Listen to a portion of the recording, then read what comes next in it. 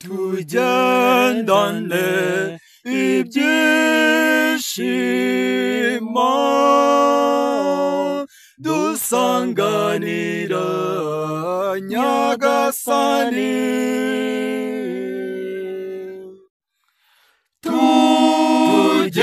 tugendane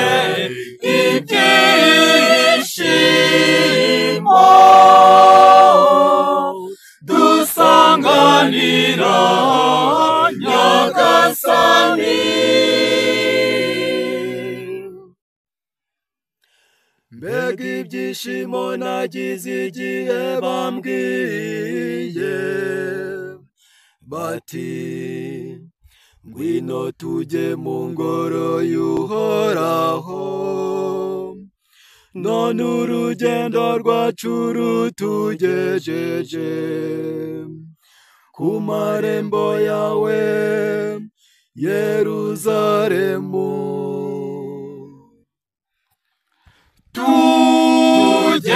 Tugendane ibyishimo dusanganira Nyagasani. Yeruzalemu, uri umurwa wubatse neza, umujyi ucinyiye cyane, aho niho imiryango ya Israheli, imiryango y'Uhoraho iza mu mutambagiro gusingiza Uhoraho uko Israheli yabitegetswe.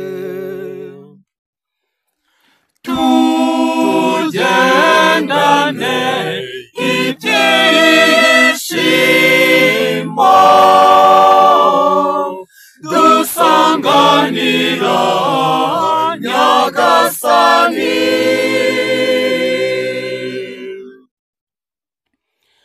Aho niho hari intebe y'ukomoka kuri Dawudi, intebe yicaraho igihe aca imanza. Nimwifurize Yeruzalemu amahoro, muti abagukunda bose baragahorana ituze.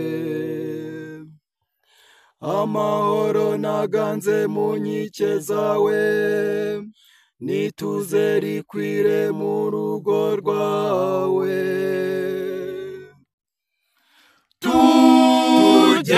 Tugendane ibyishimo dusanganira Nyagasani.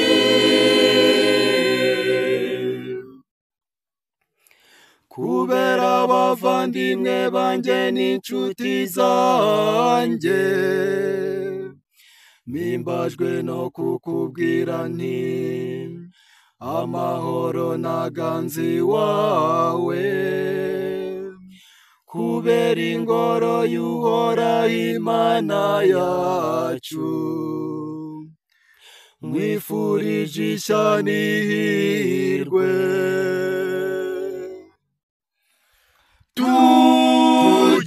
Tugendane ibyishimo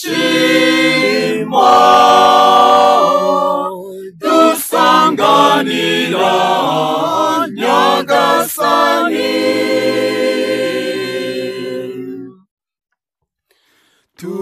Tugendane ibyishimo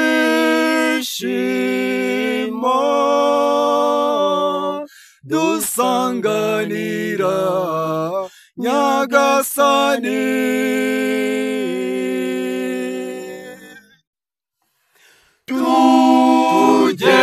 Tugendane ibyishimo